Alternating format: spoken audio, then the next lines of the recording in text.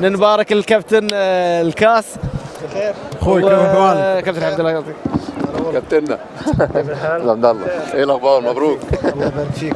طبعا بارك كابتن حمد الله شكرا يا الكاس حسن. وانت واجد معاكم ان شاء الله مره ثانيه. شكرا يا حسن. لا خليك معنا خليك معنا. لا خليك معنا لحد الان ما خلصنا. نرحب بهذا البطل الذي قدم الكثير مع منتخب المغرب في احد ابرز اللقاءات، خصوصا في لقاء نصف النهائي وايضا في اليوم في اللقاء امام الاردن في نهائي كاس العرب 2025. الف مبروك كابتن. الله يبارك فيك. يعطيك الصحه والعافيه. بصراحه ظهرت بوجه مختلف.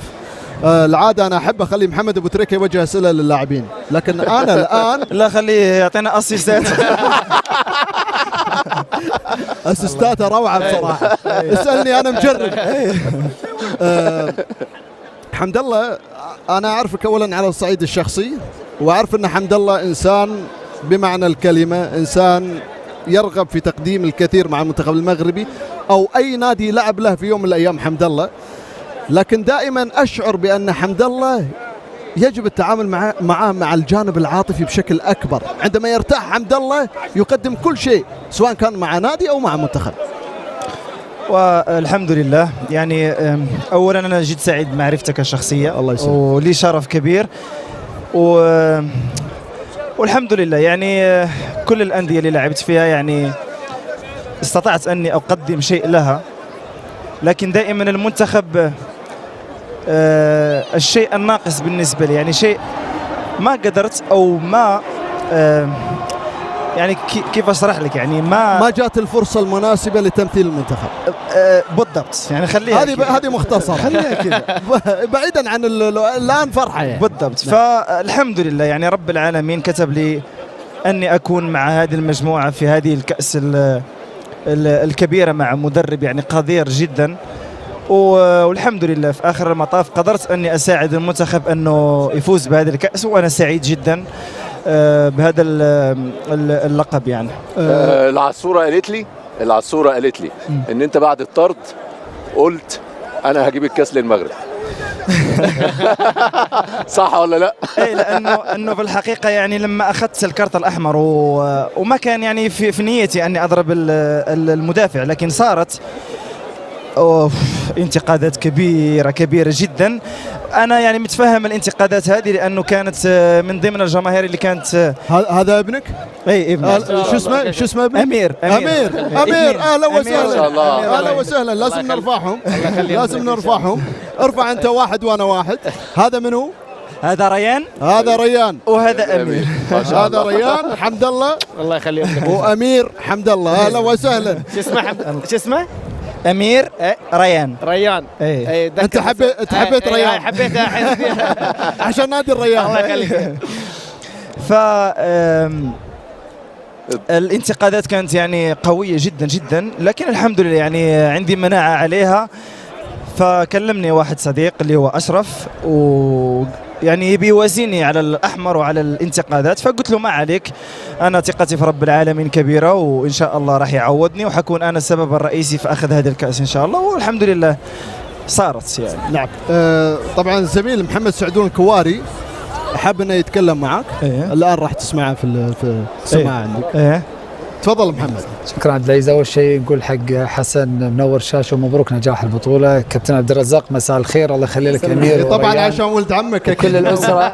لا يعني حقيقي لان فعلا هم نجحوا صراحه في تنظيم هذه البطوله. كابتن عبد الرزاق يعني انت عارف ان انا على المستوى الشخصي من المعجبين فيك من زمان يعني بعيد جدا، لكن انا ودي اوقف قليلا عند القوة الذهنية اللي تميز فيها حمد الله. أنا تابعت مشوارك ما شاء الله من الصين إلى الجيش إلى الريان إلى الرباط الصليبي والعودة من الرباط إلى النصر إلى الاتحاد إلى الشباب إلى كأس العالم للأندية مع الهلال. في كل مرة كنت تمر بتحديات، مع ذلك كنت تنجح نجاح ذهني. في بداية الاستوديو قبل بداية المباراة النهائية كنت أتحدث مع يوسف شيبو، ذكرت له بأن حمد الله متعطش لإنجاز بقميص المنتخب المغربي ويريد تحقيق هذه البطولة. نزلت في الشوط الإنجاز بقميص المنتخب المغربي ويريد تحقيق هذه البطولة. نزلت في الشوط الثاني سجلت أهم هدفين في هذه البطولة المنتخب المغربي، واثنين من أهم الأهداف في مشوارك الكروي الكامل. مبروك. الله يحفظك أخوي محمد، وحتى أنا يعني لي شرف أنك صديق برغم ما مو عندنا يعني تواصل كثير، لكن يعني احترمكم انستغرام بس يا وأقدركم. كابتن. ان شاء الله قريبا اتشرف اشوفك وجه لوجه، ازورك في الرياض ان شاء الله. الله يحفظك. يا مرحبا يا مرحبا يا مرحبا اليوم الكبير هذا. الله يخليك. ف يعني ما اقدر اقول انها قوة ذهنية، لكن يعني الانسان المكافح لما يكون مكافح من صغره فيبقى مكافح يعني طيلة عمره، وهذا الشيء اللي فيه حمد الله. يعني انا انسان مكافح، انسان طموح، انسان يحب الفوز، انسان يحب يعني يكون الاول يعني بكل صراحة. والحمد لله سويتها كما قلت يعني مع كثير من الفرق، لكن كان باقي شيء ناقص لي اللي هو المنتخب، والحمد لله يعني رب العالمين كتبها. بس انت تتفق معي انك كنت بحاجه لانجاز بقميص منتخب مغربي. انا شاهدتك في دقائق في الشوط الثاني مباراه كرواتيا في كاس العالم، في الشوط الثاني في مباراه منتخب فرنسا. اشعر بان حمد الله لم يكن قد قدم ما يستطيع تقديم المنتخب المغربي، وبالتالي جاءت هذه البطوله لتؤكد امكانياتك الفرديه اللي كلنا نعرفها، لكن دائما كل لاعب يريد تحقيق انجاز كبير بقميص منتخب بلاده. نعم أنا متفق معك، لأنه طيلة السنوات أنا على فكرة أول مباراة لعبتها مع المنتخب الأول قبل 15 سنة. يعني تخيل معي 15 سنة ما لعبت فيها لا كؤوس إفريقية ولا شيء، بالرغم من أني كنت يعني متميز مع الفرق، لكن ما أخذت فرصتي. لكن ما استسلمت، يعني بقيت إلى 35 سنة الحين أنا في عمري، فما استسلمت وكنت أنتظر في الفرصة المناسبة، والحمد لله هاي الفرصة المناسبة. هذه هي الكأس الغالية والتي فاز بها منتخب المغرب، متواجدة الآن هنا. شكرا لمحمد سعدون الكوارث. عبد العزيز يوسف يبي يتكلم مع حمد الله. يوسف شيبو لعب بكاس العالم. حمد الله يوسف شيبو وسجل هدف تاريخي في مرمى المنتخب المغربي طبعا في كاس العالم 90. تفضل يوسف. اولا مبروك يا حمد الله على هذا الفوز وعلى هذا يعني هذا اللقب هذا اللي كنت تستحقه. نتمنى ان شاء الله ان ولد اسمه ريان نفس اسم ولدك. ريان ابو ريان. ونتمنى ان شاء الله باش تكون فرحان انت وعائلتك ان شاء الله، وتحس بالله راك عطيتي انت شي حاجه للمنتخب الوطني ان شاء الله، وكنت قائد وكنت مميز وكنت حاسم في الوقت اللي احتاجك فيه الفريق.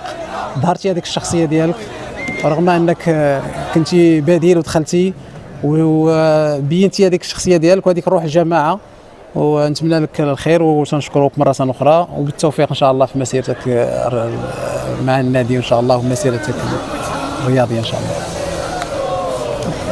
الله يعني أنا أرد عليه بالعربية ولا بالدارجة المغربية؟ بالدارجة خذ راحتك.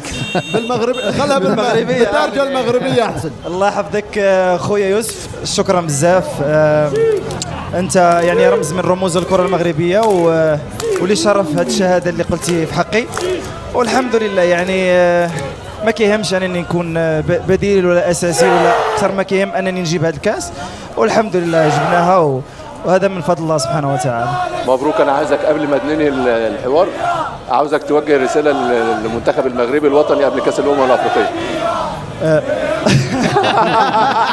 لعبها صح والله حسان. هذا احلى يا اخي انا بطلع برا وخليك مذيع انت. سؤال ممتاز. هذا اسيست، هذا اسيست. حبنا لوطننا هو اللي خلانا نرجع مرة أخرى نلعب مع المنتخب. أكيد أني أتمنى يعني من كل قلبي وصادقا أن المنتخب المغربي يفوز بكأس إفريقيا، وخصوصا أنها حتكون في بلادنا، لأنه إحنا متعطشين لهذه الكأس أكثر من أي منتخب آخر، وعندنا إمكانيات، عندنا كل شيء أن نفوز بهذا الكأس، وإن شاء الله دعواتك معنا أخويا أبو تريكة أن نفوز بها. لا مصر الأول. كل التوفيق لك. العيال من ساعة قاعدين يحاولون يعني يسحبونك من الفيديوهات، وأنا مقدر جدا مجهودك بصراحة والتزامك مع منتخب المغرب، فأنا أعطيك طبعا حرية الذهاب إلى العائلة. الله يحفظكم. شكرا لكم. شكرا لك يا حمد الله، وأنت صديق عزيز جدا. الله يحفظكم. واحنا سعيدين لما نشوفك سعيد. والله أنا سعيد لما نشوفك تعود للمنتخب وتشكل الفارق مع المنتخب. الحمد لله. ألف الله يحفظكم. شكرا لكم. شكرا جزيلا. مبروك. هذه خذ الذهب معك، البضاعة، خذ البضاعة. وهذا علم منتخب المغرب، هذا علم منتخب المغرب تبع ريان، أو شوف انت